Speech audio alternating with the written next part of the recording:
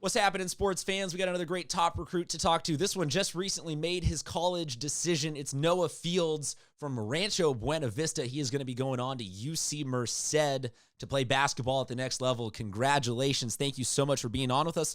And let's talk about that decision. What finally sealed the deal for you with your college choice? Well, it was getting a little tough towards the end when, the coronavirus and all that whatnot came down to it. And UC Merced actually reached out to me a few weeks after we got dismissed from school. And they had a few great talks with their head coach, Coach Pham. Really great guy. I love him. And we actually had a Zoom call. And that Zoom call, he just that program just had an instant family feeling. They just brought me in immediately. So when that was the only school that actually came out to. Oh, sorry, It's all good, Mom. But that school was actually one of the only ones that came out and right away wanted to do like a face-to-face meeting with me. So I really felt like a strong connection with them right off the bat. So that's what really swayed me in that direction. Well, so you have not actually been to the campus yet to visit, or have you been before all of this got shut down? No, actually, I haven't been able to visit the campus in person, but when we did our meeting, he actually took me on a virtual tour, which was pretty cool. They had this thing set up so you could see like all the insides of all the buildings and all the rooms and everything that we'd stay. So it was pretty good. Well, because I was kind of thinking maybe they're showing you just like the one part of the gym that's nice, and then the rest of it, like the bleachers are all falling down, and there's not a second hoop, and you're like, you get there, and you're like, wait, what? So they're giving you the full virtual tour. You're happy with everything there. You make that decision. That has to. We talk to you guys as high school athletes, but that has to be more of a you've been grinding this year in, year out for most of your life now at this point to get to this moment. So what was that emotion? What was that all like, getting to finally be like, yes, I'm signing this is my school, I have a spot, I'm gonna play?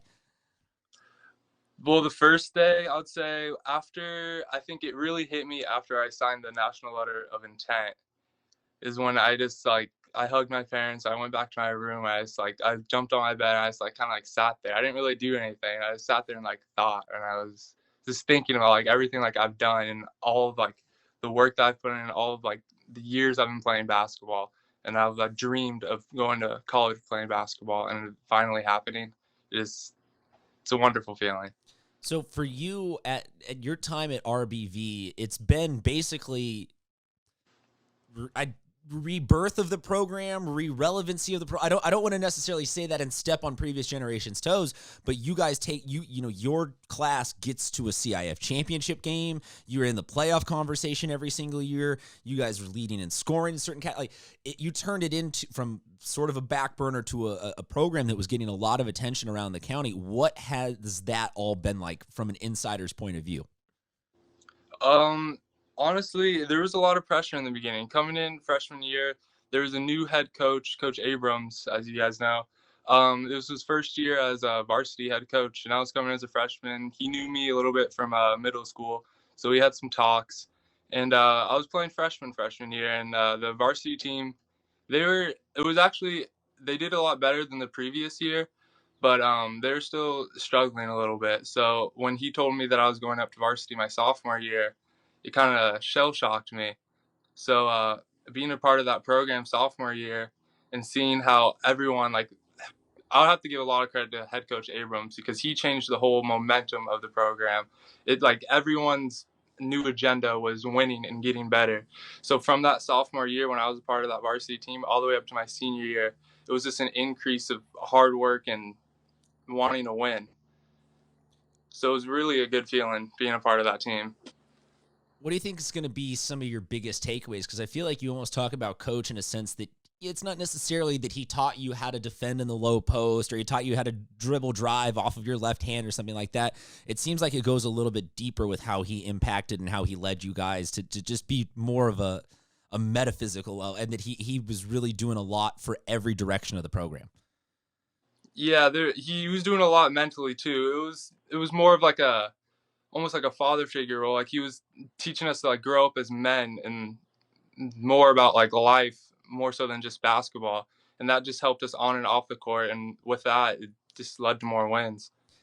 I ask every basketball player this right now. Have you been watching the Jordan documentary? I actually have not been able to watch the Jordan documentary.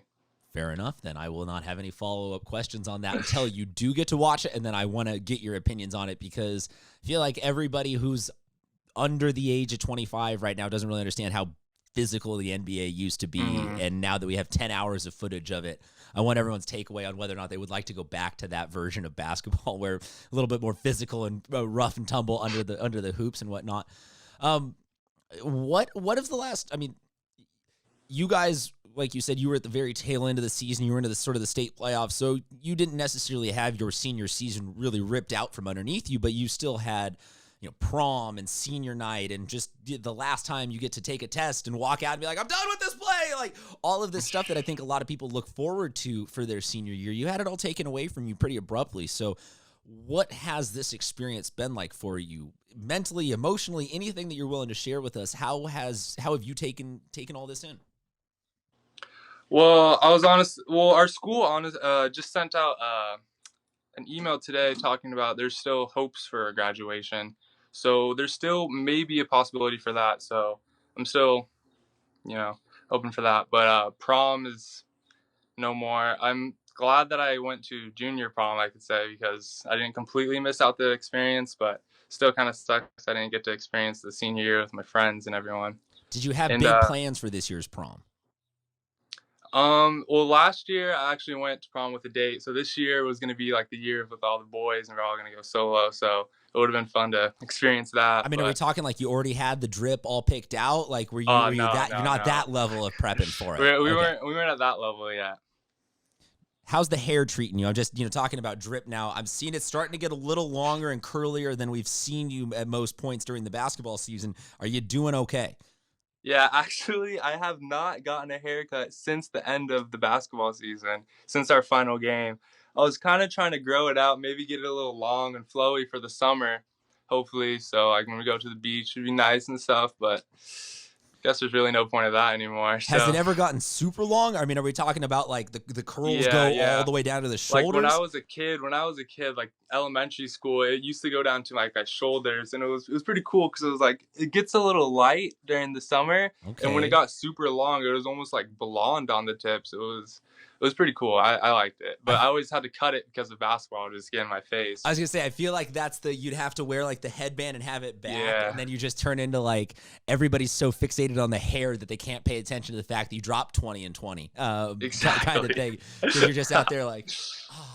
Although on the flip side, if you make it to the NBA with that kind of hair, probably lots of shampoo commercials in it for you and other endorsement money. So I guess start growing it now and just find a way to deal with the not being able to see on court or anything like that afterwards. What have you been headband deals? Yeah, dude. Yeah, you're way ahead of me on all this. What have you been up to, though? You're going to tell me that you've been conditioning and doing workouts and yada, yada. Like, that's a great answer, and coaches are watching this, and great, fine. But other than that, like, you have some downtime. Have you picked up a new hobby? Do you speak a second language now? Like, do you play guitar? What have you been up to? Well, actually, since they just recently been opening up the beaches along where I live, and I live pretty close to the coast, I have a couple friends that like surf and stuff a lot. So I've been just trying to go out to the beach, and like get out like on a foam board or a bodyboard or something, just to like get out and get a little active out in the water while we can. I mean, it's the only thing that we can do, so why not do it?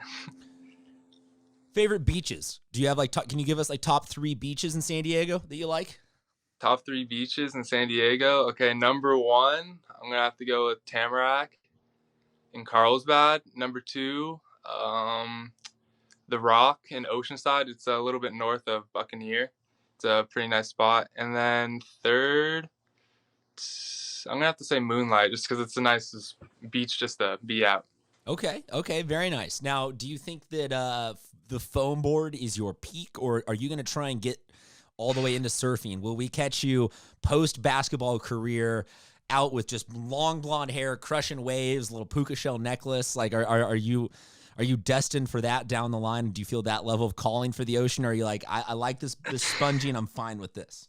I mean, there's definitely a point in my life where I thought that I would go, like where I'd start practicing, try to get pretty good. Like I used to live in Oceanside right next to the beach, but then I realized that I was about 6'5", and it's kind of hard to get out there and start surfing on like a little short fiberglass board when you're 6'5", Well, 200. that's why I didn't want to necessarily go just straight to the awkward giraffe type jokes, but I think there are certain struggles that basketball players and volleyball players have that the rest of us don't even have any sort of comprehension with. That, you know, it's tall enough being coordinated when you're that tall, hard enough being coordinated when you're that tall, let alone getting up on a board and all that kind of stuff. So Exactly. I think the foam board is good enough for me. It's nice and fun out there, and yeah, I have and then you nothing have the wrong with little it. groms out there picking on you. You're like, okay, go ahead, try and drive the lane. I'll swat that. You're gonna score a point.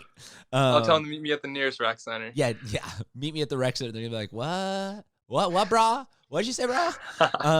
Other San Diego favorites. Are you a Mexican food person? I actually love Mexican food. Okay, We so have quite a few Mexican food places by our school. are you willing to go out there and endorse one as your favorite? If I said you could only have one Mexican food restaurant for the rest of your life. One Mexican food restaurant for the rest of my life. Wow. Um, I, I don't think I could do it just because there's so many like around us. Like there's like about All right, three so different okay, so then I'll ask you the shops. same way I did with the beaches. Top three. Give me your top three Mexican food places and what you get from there that makes it so good.